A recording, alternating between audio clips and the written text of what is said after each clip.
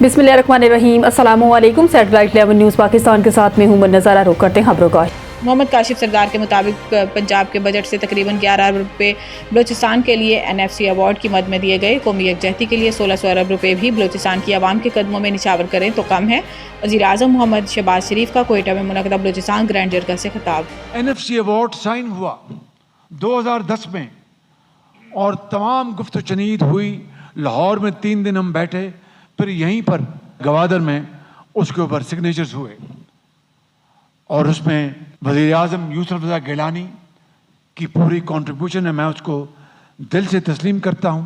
उस ज़माने के वज़ीर ख़जाना और ख़ुद जनाब सदर आसिफ अली ज़रदारी साहब की भी पूरी कंट्रीब्यूशन, मेरे लीडर नवाज शरीफ साहब की कंट्रीब्यूशन। तो वो NFC अवार्ड वहाँ पर साइन हुआ और तारीख़ गवाह है कि वो NFC कभी साइन ना होता अगर सूबा पंजाब अपने हिस्से से फंड्स निकाल कर NFC अवार्ड में बलूचिस्तान की डिमांड थी कि हमारा जो अवार्ड है उसमें 100% इजाफा किया जाए।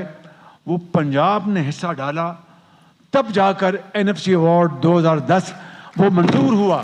11 अरब रुपए पंजाब ने उस वक्त NFC में अपने हिस्से से डाले, जो आज अगर आप समझें तो वो तकरीबन 155 अरब रुपए बनते हैं। लेकिन बाखुदा कौमी यकजहती, मोहब्बत, इत्तफाक, इत्तेहाद के लिए 160 अरब रुपए क्या 1600 अरब रुपए भी आपके कदमों में निछावर कर दे तो कम है बिल्कुल।